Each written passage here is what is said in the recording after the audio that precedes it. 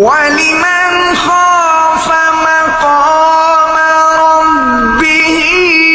جنتان فبأي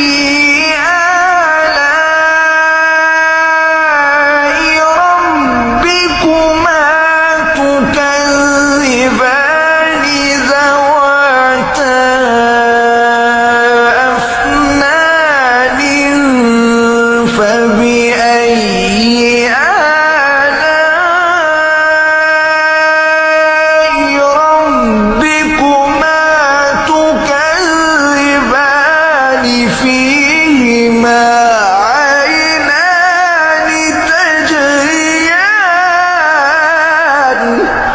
فبأي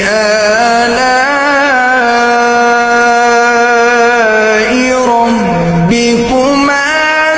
تكذبان فيهما من